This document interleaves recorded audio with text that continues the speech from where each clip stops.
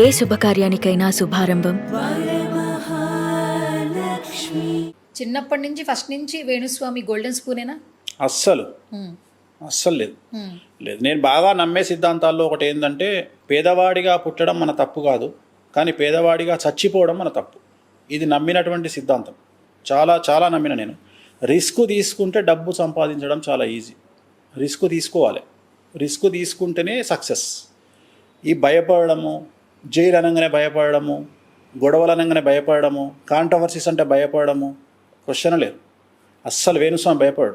చిన్నప్పటి నుండి అసలు భయం, చిన్నప్పటి నుండి భయం లేదు, ఏదైనా ముఖం మీద చిన్నప్పటి నుండి భయం లేదు. రెండోది ఏంటంటే, తెలంగాణ ప్రాంతంలో కొద్దిగా మాకు ఆరోగెన్సీ ఎక్కువ.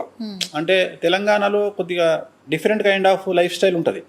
సో మరీ ముఖ్యంగా హైదరాబాద్కు దగ్గర ఉండడము, చాలా తొందరగా హైదరాబాద్కు రావడం వల్ల నాకు హైదరాబాద్ లైఫ్ స్టైల్ చాలా తొందరగా అలవాటైంది. నేను 90లో హైదరాబాద్కి వచ్చిన, అంటే 87లో మా ఫాదర్ చనిపోయినారు. 90లో హైదరాబాద్కి వచ్చిన. 90 అంటే నేను ఇంచుమించు 14 ఏళ్ళప్పుడు హైదరాబాద్కి వచ్చిన. సో హైదరాబాద్కి వచ్చినప్పటి నుండి ఈ కల్చర్ అలవాటైపోయింది.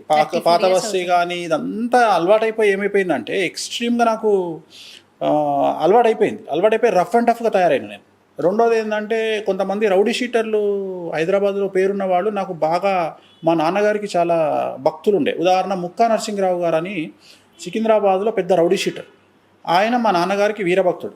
సో అట్లా ఆయన దగ్గరికి వెళ్ళడము, ఏదైనా పని ఉంటే కూర్చోవడం, వెళ్ళి అంకుల్ అంటూ చిన్నపిల్లని కాబట్టి కూర్చోవడము, అట్లా వాళ్ళతో తిరిగినప్పుడు ఏమైపోయిందంటే, కొద్దిగా మనకు కూడా తెలియకుండా లోపల ఒక ధైర్యం అనేది ఏర్పడ్డది, వీళ్ళంతా నా వెనకాతల ఉన్నారు అని.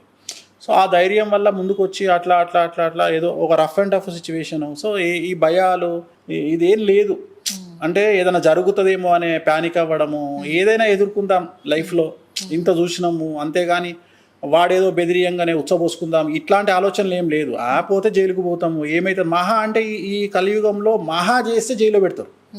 నేనైతే ఒకటే నమ్మిన, అల్లు అర్జున్ కంటే నేను తోపు కాదు, రేవంత్ రెడ్డి కంటే నేను తోపు కాదు, చంద్రబాబు నాయుడు కంటే నేను తోపు కాదు, అందరికంటే అమిత్ షా కంటే నేను తోపు కాదు. వాళ్ళే జైలుకు పోయిండ్రు, నేనెంత ఆఫ్టర్ ఆల్ కానీ కోన్కిస్క కానీ.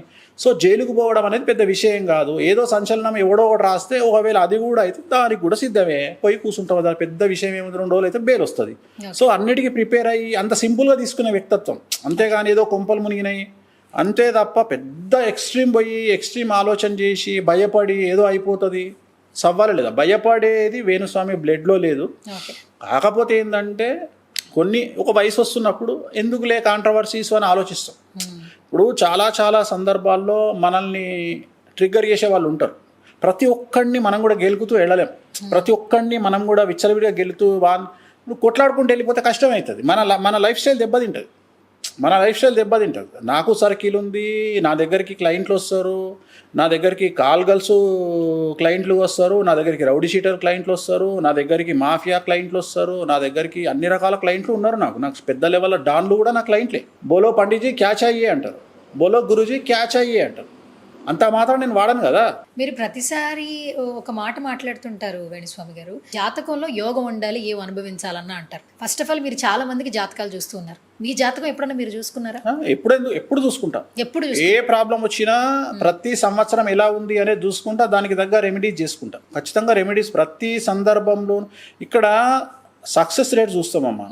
సక్సెస్ రేట్ అంటే నేనైనా, డాక్టర్ అయినా, సైన్స్ అయినా, ఎవరైనా సక్సెస్ రేట్ చూస్తాం.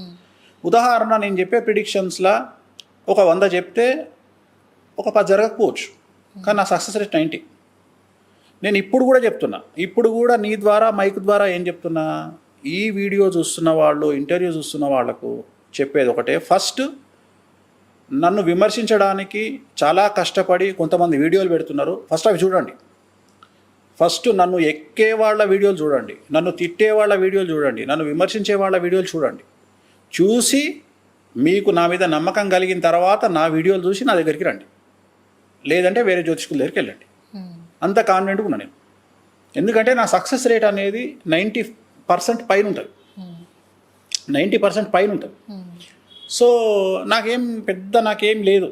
ఈ పబ్లిసిటీలు ఇవన్నీ నేను పెద్ద పట్టించుకోను. ఇవన్నీ నేను, ఎందుకంటే నాకు మౌత్ పబ్లిసిటీ ఉంటుంది, నేను కష్టపడి పైకి వచ్చినా కాబట్టి, నాకంటూ ఓను క్లయింటేల్ ఉంటుంది కాబట్టి నేనేం పెద్ద భయపడ. అందుకనే ధైర్యంగా చెప్తున్నా, నా చెడు వీడియోలు చూడండి, నన్ను తిట్టే వీడియోలు చూడండి, నన్ను విమర్శించే వీడియోలు చూడండి. వాళ్ళు కష్టపడి వీడియోలు చేస్తున్నారు, కష్టపడి ప్రోగ్రామ్ చేస్తున్నారు. మంచిగా చూసిన తర్వాతనే మీకు నమ్మకం వస్తే నా దగ్గరికి రండి, లేకుంటే వేరే వాళ్ళ దగ్గరికి వెళ్ళండి. ఓకే.